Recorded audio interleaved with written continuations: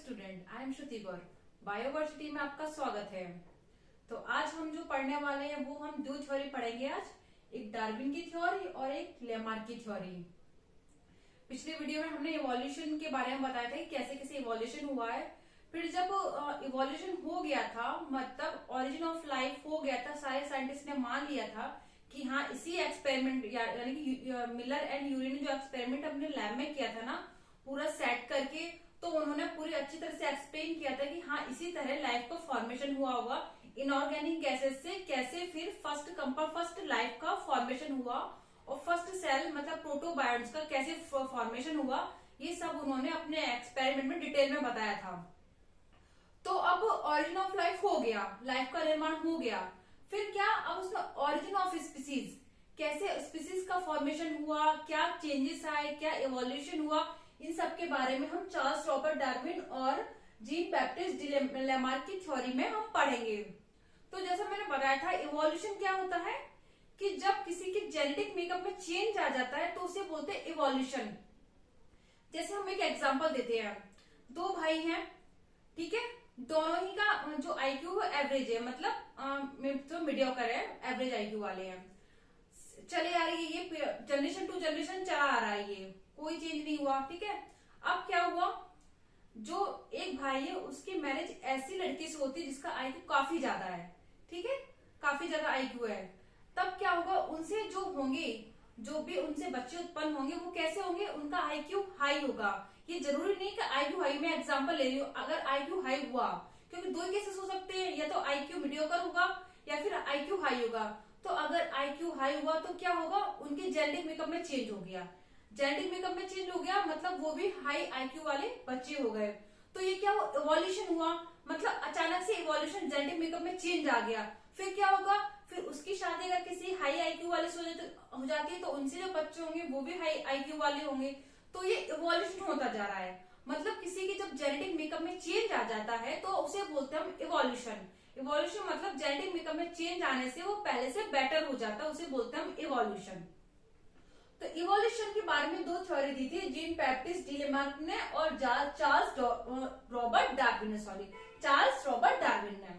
तो पहले हम पढ़ेंगे जीन बैप्टिस्ट डी लेमार्क की थ्योरी कि इन्होंने क्या कहा, क्योंकि इनके पहले थ्योरी पहले आई थी, 1801 में आई थिंक आई थी इनकी थ्योरी। तो हम इसे कवर कर लेंगे, जीन बैप्टिस्ट डी लेमार्क ने, ठीक है। इनकी बुक कौन सी थी, इनकी बुक थी फिलोसफी जूलॉजिक, जो कि जीन बैप्टिस्ट डी लेमार्क की जो बुक थी, कभी कभी बुक भी पूछ लिया जाता है तो इसलिए मैंने बुक वगैरह सब लिख के रख रखा है यहाँ पे। तो इनकी जो बुक थी वो थी फिलोसफी जूलॉजिक, जो लेमार्क की बुक थी, ठीक है। अब इनकी थ्योरी क्या थी, जो थ्योरी के बारे में हम पढ़ने वाले हैं, इनकी थ्योरी थी यूज एंड डिसयूज और द, एक तो हो गया यूज एंड डिसयूज ऑर्गन, एक थ्योरी ये हो गई इनकी, और दूसरी थी the inheritance of acquired character. क्या होता है ये थ्योरी में डिटेल में पढ़ेंगे क्या होता है। तो इन्होंने बताया था अपनी थ्योरी में, एक्सप्लेन करते हैं हम। सबसे पहले इन्होंने बताया नीड को, नीड क्या होता है, आपने ये एग्जांपल काफी बार पढ़ा होगा कि थ्योरी में इन्होंने देखा था अपने में जिराफ का एग्जांपल इन्होंने बताया था, कि इन्होंने बताया था कि पहले जिराफ कैसे होते थे, उनकी जो नेक थी वो छोटी होती थी। जैसे आज हम जिराफ देखते हैं काफी लंबी गर्दन वाले होते हैं, ठीक है, लेकिन ये लेमार्क बोल रहे थे कि जो पहले जो जिराफ थे उनकी गर्दन छोटी थी, छोटी गर्दन थी, तो जो नीचे ग्रास, जो नीचे की पत्तियां थी वो उनको खाते थे। फिर क्या हुआ, सारे जिराफ मतलब जिनकी गर्दन छोटी थी, सारे जिराफ नीचे की ग्रास और नीचे जो पत्तियां उन्हें खाते थे।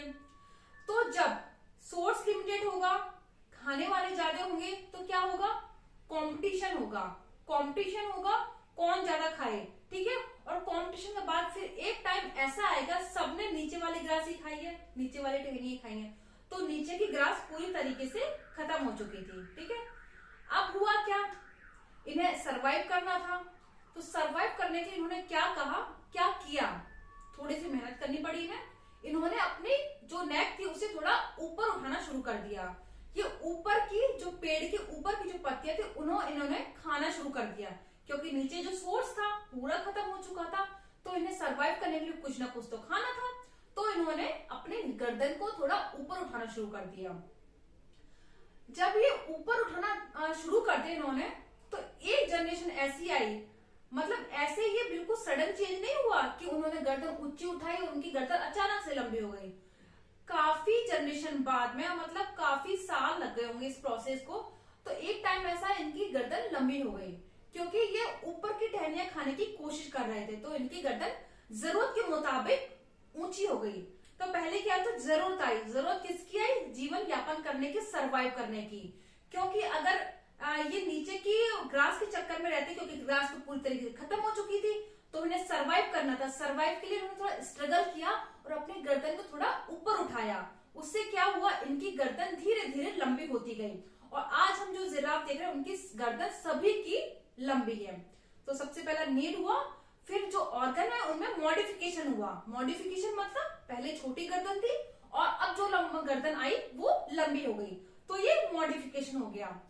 तो ये नीड्स फिर production of new rudimentary organ, new organ का प्रोडक्शन हो गया। फिर क्या, यूज एंड डिसयूज। अब यूज, इन्होंने फिर ये बताया कि जिन ऑर्गन को हम ज्यादा यूज करते हैं वो रहते हैं और जिन ऑर्गन को यूज नहीं करते वो खत्म हो जाते हैं।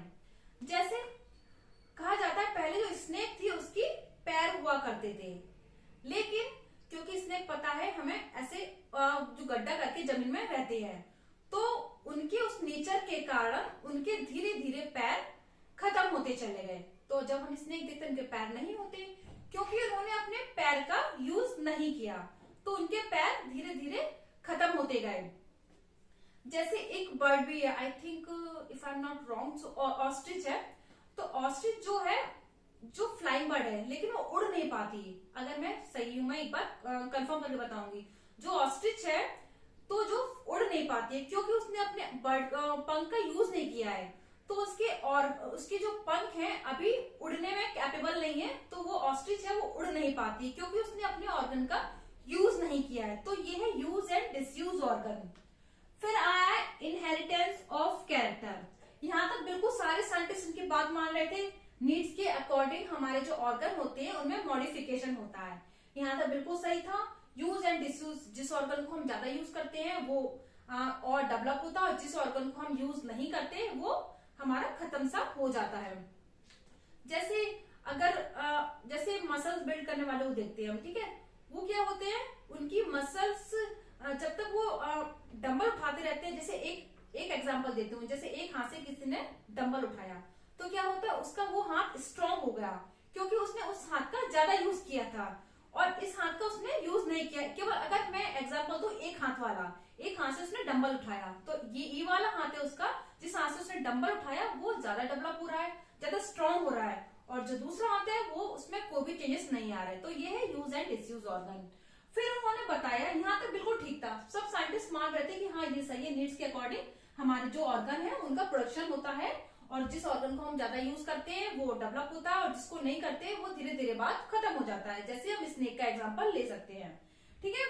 अब लेकिन इन्होंने जब फोर्थ अपना जो थ्योरी है वो सबके सामने लाई, इनहेरिटेंस ऑफ कैरेक्टर, बस यहीं पर ये इनकी थ्योरी को पूरी तरीके से नकार दिया गया। इन्होंने क्या कहा कि जैसे जिराफ की गर्दन लंबी हो गई, ठीक है, तो क्या हुआ, ये कैरेक्टर उनकी अगली जनरेशन में ट्रांसफर हो जाएगा। अब देखो, अगर हम इस नजीर समझे कि जिराफ जो आज हो रहे हैं वो तो लंबी गर्दन वाले ही हो रहे हैं, लेकिन हम इसको अलग एग्जांपल में सेट करें तो इनकी थ्योरी गलत साबित होती है। जैसे कोई बॉडी बिल्डर है, उसने अपनी काफी मेहनत करके अपने मसल्स बिल्ड किए हैं, काफी उसके 6 पैक 8 पैक्स एब आ गए हैं, ठीक है। तो अब क्या ये जरूरी है कि जो उसकी जो बच्चे होंगे वो भी मसल्स बिल्ड करके ही पैदा होंगे? ऐसा तो नहीं है ना, क्योंकि उसने तो काफी मेहनत से पैदा किया है, जो भी मसल्स अपने बिल्ड किए हैं काफी मेहनत से किए, तो ऐसा तो नहीं होगा कि उसके जो बच्चे होंगे वो मसल्स बिल्ड करके पैदा होंगे। तो ये थ्योरी यहाँ गलत होती है। एक एग्जांपल और देखते हैं हम कि इनहेरिटेंस ऑफ कैरेक्टर का। जैसे आई थिंक श्रीलंका है, श्रीलंका में जो लेडीज होती है वो अपने गर्दन में हमेशा एक जो रिंग है वो डालती जाती है, तो उनकी जो नेक है वो लंबी होती गई है। लेकिन अगर उनसे जो बच्चे उत्पन्न हो रहे हैं तो उनकी गर्दन अचानक से तो लंबी नहीं हो जाएगी, क्योंकि उनने काफी मेहनत करके रिंग डाल डाल के उनकी जो नीड के अकॉर्डिंग उनकी गर्दन लंबी होती गई, लेकिन जो उनके बच्चे होंगे उनकी गर्दन तो एवरेज ही होगी। तो ये थ्योरी यहाँ पर गलत साबित होती है जब इन्होंने कहा इनहेरिटेंस ऑफ कैरेक्टर, मतलब ये जो कैरेक्टर डेवलप करते हैं वो अगली पीढ़ी में भी ट्रांसफर हो जाते हैं, तो ये गलत साबित हो गया। जैसे हम किसी गोल्ड स्मिथ का एग्जांपल ले लें, लोहार का एग्जांपल ले लें, कि वो क्या करता है, हथौड़ा चलाता है तो उसकी जो शोल्डर है काफी स्ट्रांग हो जाते हैं।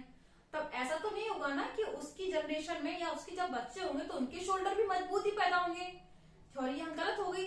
तो इसका मतलब ये है, अगर किसी ने अपने किसी ऑर्गन को प्रोड्यूस किया है, डेवलप किया है, तो इसका मतलब ये नहीं है कि उसका ये कैरेक्टर अगली पीढ़ी में ट्रांसफर हो जाएगा।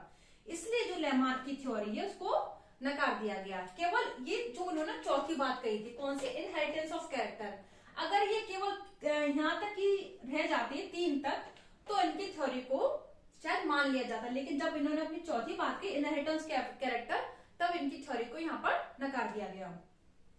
तो ये हो गई हमारी लेमार्क की थ्योरी। क्या दिया था उन्होंने, नीड्स के अकॉर्डिंग जो ऑर्गन होते हैं वो डेवलप होते जाते हैं। फिर उन्होंने दिया था यूज एंड डिसयूज, जिस ऑर्गन का ज्यादा यूज करते हैं वो डेवलप हो जाता है, और जिस ऑर्गन का यूज नहीं करते हैं वो धीरे धीरे करके खत्म हो जाता है। ये थी जीन बैप्टिस्ट डी लेमार्क की थ्योरी। 3, इसमें ज्यादा कुछ खास नहीं है, 3 पॉइंट समझने का है। जब जरूरत होती है तो जरूरत के मुताबिक हमारा वो ऑर्गन डेवलप हो जाता है। अगर हाथ की जरूरत है तो हमारा हाथ स्ट्रांग हो जाएगा, और अगर पैर की जरूरत है ज्यादा तो पैर स्ट्रांग हो जाएगा, लेकिन ये अगली पीढ़ी में ट्रांसफर नहीं हो पाएगा। केवल लेमार्क की थ्योरी ये साबित कर रही है। अब आते हैं हम डार्विन की थ्योरी पे, कि डार्विन की थ्योरी क्या कहती है। ये इसी में ये लेमार्क की थ्योरी केवल यहाँ तक है, 4 पॉइंट तक, यहाँ पर आ नहीं रहा था, इसलिए मैंने ये वाला दूसरा पॉइंट, इसका ऑब्जेक्शन का 2nd पॉइंट यहाँ लिख दिया, जो अभी बताती हूँ मैं। चार्ल्स रॉबर्ट डार्विन, इन्होंने अपनी बुक लिखी थी ऑरिजिन ऑफ स्पीसीज, कब, 1859 में। तो चार्ल्स डार्विन की जो बुक थी वो थी ऑरिजिन ऑफ स्पीसीज, और जो जीन बैप्टिस्ट डी लेमार्क की बुक थी वो थी फिलोसफिक जूलॉजिक। ठीक है, दोनों की बुक हो गई। इनकी थ्योरी थी नेचुरल सिलेक्शन की थ्योरी। क्या थी इनकी थ्योरी, नेचुरल सिलेक्शन। सुनने में ऐसा आ रहा है कि नेचर सिलेक्ट कर रही है किसी को, कि नेचर बोल रही है चलो हम तुम्हें सिलेक्ट कर रहे हैं, आ जाओ, लेकिन ऐसा नहीं है। थ्योरी में पढ़ते हैं हम क्या होता है नेचुरल सिलेक्शन। इसको समझाने से पहले एक स्टोरी छोटी सुनाती हूँ मैं, तो आपको समझ में आ जाएगा। जैसे 2 फ्रेंड हैं, ठीक है, 2 फ्रेंड हैं, जा रहे हैं कहीं जंगल में, ठीक है, घने जंगल में जा रहे हैं। अब आ गया शेर आ गया, दोनों भाग रहे हैं अपनी जान बचाने के लिए। अब उसमें से केवल एक ऐसा लड़का है जिसे पेड़ पर चढ़ना आता है, ठीक है, तो वो चढ़ गया पेड़ पर, उसने अपनी जान बचा ली पेड़ पर चढ़ के, क्योंकि शेर पेड़ पर नहीं चढ़ पाता। और जो दूसरा है उसे चढ़ना नहीं आता था, तो उसने शेर का वो खाना बन गया, डिनर बन गया वो, ठीक है। अब क्या हुआ, क्योंकि उसमें ये एक्स्ट्रा कैरेक्टर था, तो उसने अपने आप को जीवित रख लिया, ठीक है। अब उसमें से जो उसकी जो संतानें होगी वो, मतलब अगर कहा जाए जैसे उसमें एक्स्ट्रा कैरेक्टर था, तो उसकी जो संतानें होंगी वो जो उत्पन्न होंगी संतानें, उसमें जीन मॉडिफाई हो जाएगा। या फिर अलग एग्जांपल समझते हैं हम, जैसे दो दोस्त हैं, एक का आईक्यू कम है एक का ज्यादा है, ठीक है, दोनों ने एग्जाम दिया, एक एग्जाम 5 कर लेता है, दूसरा एग्जाम 5 नहीं कर पाता। अब उसकी शादी होती है किसी लड़की से, उसका भी आईक्यू काफी अच्छा, जो मैंने लेमार्क में दिया था एग्जाम्पल, उनसे जो बच्चे होंगे वो काफी आईक्यू वाले, मतलब उनका आईक्यू लेवल काफी ज्यादा होगा, तो उनके जीन में चेंजेस आया, नेचुरल सिलेक्शन हुआ।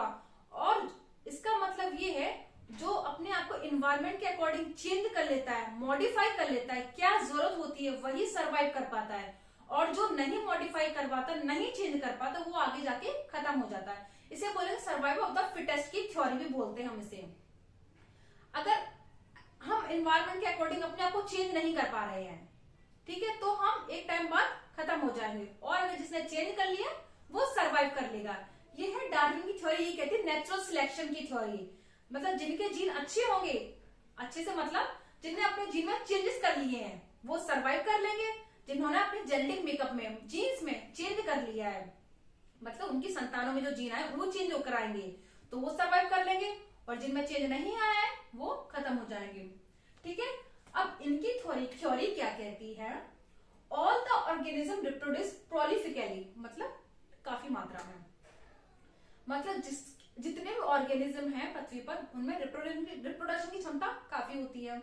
जैसे मैंने तुम्हें वो भी एग्जांपल बताया था, उसी एग्जांपल से बताती हूँ कि एक को तो शेर ने खा लिया, दूसरा बचा, ठीक है, आगे जाकर शादी करेगा, उसके बच्चे होंगे तो उसकी जो पीढ़ी बढ़ती जाएगी, ठीक है, और वो आगे जाके इसमें सरवाइव कर पाएगा, क्योंकि उसने अपने आप में चेंज कर लिया था, उसने एक अपने आप में एक स्किल सीख ली थी पेड़ पे चढ़ने वाली, वो थोड़ा चेंज कर लिया उसने, तो वो आगे जाके उसमें रिप्रोडक्शन होगा, सॉरी, और बच्चे होंगे। फिर क्या होगा, इसी एग्जाम्पल समझते हैं हम। दे कम्पीट विद ईच अदर, बच्चे हुए, अगर काफी सारे बच्चे हो गए तो कम्पीट करेंगे, एक दूसरे में कॉम्पिटिशन होगा। कॉम्पिटिशन किसके लिए होगा, फूड के लिए, शेल्टर के लिए, रिप्रोडक्शन के लिए, ठीक है, क्योंकि सारे जितने भी ऑर्गेनिज्म है उनमें रिप्रोडक्शन की क्षमता होती है, काफी रिप्रोडक्शन क्षमता होती है। लेकिन अगर हम इस पॉइंट को समझने से पहले इस पॉइंट में एक बात और ऐड करें कि जब सारे जो जितने ऑर्गेनिज्म होते हैं उनमें रिप्रोडक्शन की क्षमता काफी होती है, तो फिर ऐसा क्यों नहीं होता कि काफी, मतलब जैसे हम देखते हैं बरसात के दिनों में जो हमारे फ्लाइज होते हैं काफी उड़ने लग जाते हैं, है ना, तो पूरी पृथ्वी पर फ्लाइज क्यों नहीं दिखते, क्यों, क्योंकि उनका एक सीजन होता है, एक सीजन के बाद वो अपने आप खत्म हो जाते हैं, इसलिए ऐसा नहीं होता कि एकदम काफी उनकी ग्रोथ बढ़ जाए। जैसे हम अगर इकोसिस्टम पर जाए थोड़ा सा, तो हमने फूड चेन के बारे में पढ़ा है। फूड चेन क्या होता है, जो बड़ा एनिमल होता है वो छोटे एनिमल को खाता है, और अगर ऐसा नहीं होगा तो पृथ्वी पर छोटे एनिमल बचेंगे, ठीक है, जैसे घास को काऊ खाती है, घास को सॉरी बकरी खाती है, बकरी को कोई और खाता है, इस टाइप से फूड चेन चलती जाती है। हम पढ़ेंगे इकोसिस्टम वाले टॉपिक डिटेल में। तो बड़ा एनिमल छोटे एनिमल को, छोटे एनिमल किसी और एनिमल को खा रहा है, तो इस प्रकार से पूरा इकोसिस्टम बना हुआ है, सारी चीजें अपने आप में सेट है, इसलिए ग्रोथ किसी एक ऑर्गेनिज्म की बढ़ नहीं जाती है, ठीक है, तो इसलिए ये होता है all the organism reproduce prolifically, but किसी की भी ग्रोथ नहीं बढ़ पाती है, क्योंकि सारी चीजें डिसाइडेड है कि इस ऑर्गेनिज्म को ये खाएगा, इस ऑर्गेनिज्म को ये खाएगा, तो ये चीज यहाँ पर क्लियर होती है, ठीक है। So all the organism reproduce prolifically, मतलब काफी मात्रा में रिप्रोडक्शन करते हैं सारे ऑर्गेनिज्म, ठीक है। दे कम्पीट विद ईच अदर, बहुत सारे बच्चे पैदा हो गए, फिर उनमें कंपटीशन होगा, क्योंकि सोर्स तो लिमिटेड ही है, तो कंपटीशन होगा फूड का, शेल्टर का, रिप्रोडक्शन का। रिप्रोडक्शन सबको करना होता है, सबको अपनी जनरेशन आगे बढ़ानी होती है, ठीक है, लेकिन सोर्स लिमिटेड है, इसलिए वो कॉम्पीट करेंगे, एक दूसरे से लड़ेंगे, फाइट करेंगे, खाने के लिए, रहने के लिए, रिप्रोडक्शन के लिए। जैसे हम मूवी देखते हैं, उसमें लव ट्रायंगल चलता है, जो काफी ताकतवर होता है, उसके साथ जो भी हीरोइन है वो चली जाती है, फिर वो आगे जाके अपनी फैमिली प्लान करते हैं। ये सारी चीजें हम इसके अकॉर्डिंग समझ सकते हैं। So they compete with each other for किसके लिए, फूड के लिए, शेल्टर के लिए, रिप्रोडक्शन के लिए।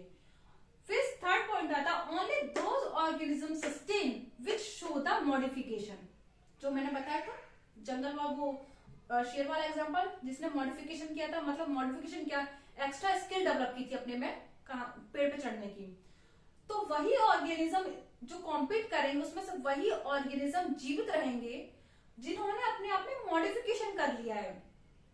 जैसे एक एग्जांपल और बताती हूँ मैं, जैसे कुछ एनिमल होते हैं वो अपने कलर्स को चेंज कर लेते हैं, जैसे गिरगिट का कलर चेंज हो जाता है, जब हम उसे देखते हैं बिल्कुल ग्रीन होता है तो पहचान नहीं पाते ये लीफ से या गिरगिट है, ये एकदम हरा हो जाता है वो।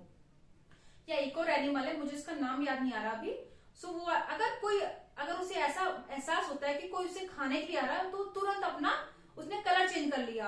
अगर हम उसे दूर से देख रहे हैं तो हमें लग रहा है ये ग्रास है, लेकिन वो एनिमल छुप कर बैठा हुआ है, जो उसका डिनर बनने वाला दूसरे एनिमल का, उसने अपना कलर चेंज कर लिया दूसरे एनिमल से बचने के लिए। सो उसने अपने आप में मॉडिफिकेशन कर लिया एनवायरमेंट के अकॉर्डिंग। अगर वो यही नहीं करता तो वो आज शिकार हो जाता। तो इसमें वही बोल रहे हैं, तो वही ऑर्गेनिज्म सस्टेन करते हैं, जीवित रहते हैं, जिन्होंने अपने आप में मॉडिफिकेशन कर लिया है, ठीक है। डार्विन को इस टाइम पे वेरिएशन का कॉन्सेप्ट नहीं पता था, उन्होंने मॉडिफिकेशन का इस टर्म्स का यूज किया था, लेकिन ये है तो वेरिएशन जब जीन में वेरिएशन आ रहे हैं तभी तो ये मॉडिफिकेशन हो रहा है। तो वही ऑर्गेनिज्म सस्टेन करेंगे जो अपने आप में मॉडिफिकेशन करते हैं। फिर fourth point, they will give rise new species. ठीक है, जो जीवित हो गया वो आगे अपनी पीढ़ी को चलाएगा, मतलब आगे रिप्रोडक्शन करेगा।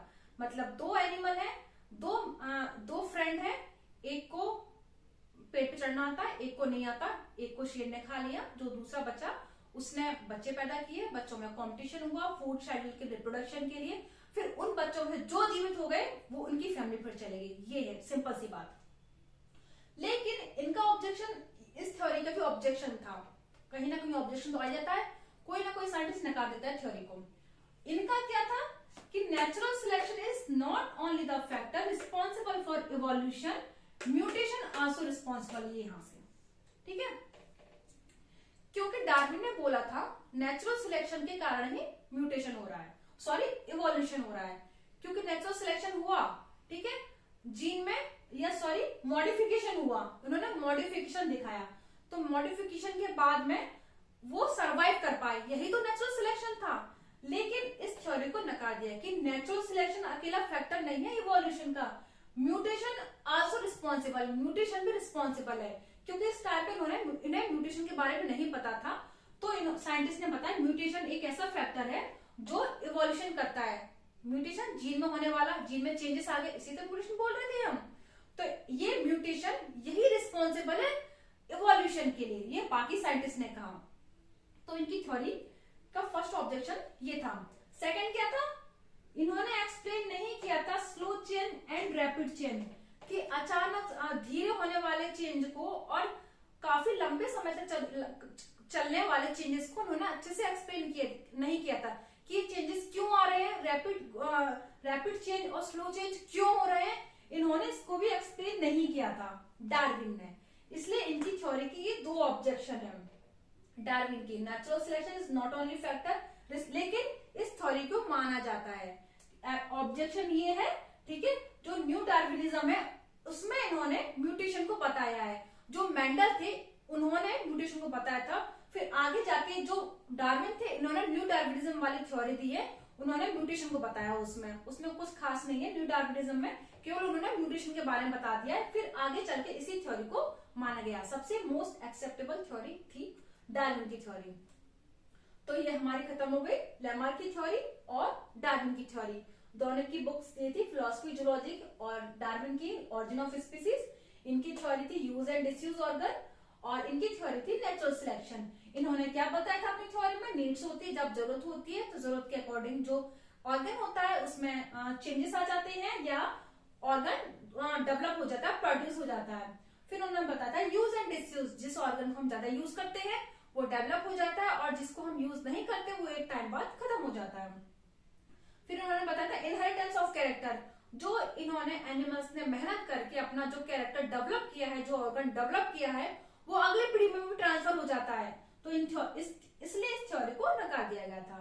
फिर डार्विन ने अपना कॉन्सेप्ट दिया था नेचुरल सिलेक्शन का, कि जो मॉडिफिकेशन कर लेता है, जो अपने आप में चेंजेस कर लेता है, वो सर्वाइव करता है। तो यही इनकी नेचुरल सिलेक्शन की थ्योरी है, मतलब जो अपने आप को वातावरण के अकॉर्डिंग चेंज करता है वही सर्वाइव कर पाता है, ये डार्विन ने कहा था। फिर उन्होंने बताया जो सर्वाइव कर पाता है वो कॉम्पिटिशन करता है फूड के लिए, शेल्टर के लिए, रिप्रोडक्शन के लिए, और जो उस कॉम्पिटिशन में जीत जाता है वो आगे जाके फिर रिप्रोडक्शन करता है, ये डार्विन ने कहा था। दो ऑब्जेक्शन है कि natural selection not only factor, mutation is also responsible, कि नेचुरल सिलेक्शन ही इवोल्यूशन के लिए रिस्पॉन्सिबल नहीं है, म्यूटेशन भी रिस्पॉन्सिबल है। सेकंड क्या था, इन्होंने स्लो एंड रैपिड चेंज के बारे में, रैपिड चेंज के बारे में नहीं बताया था। ये इसके ऑब्जेक्शन है, जो न्यू डार्विनिज्म में इन्होंने म्यूटेशन के बारे में बता के इस थ्योरी को एक्सेप्टेबल थ्योरी बना दिया था। तो अगर आपके कोई क्वेश्चन हो तो प्लीज प्लीज कमेंट बॉक्स में कमेंट करके बताइए। तो अगर आपको ये वीडियो अच्छा लगता है तो please like, share and subscribe कीजिए। Thank you.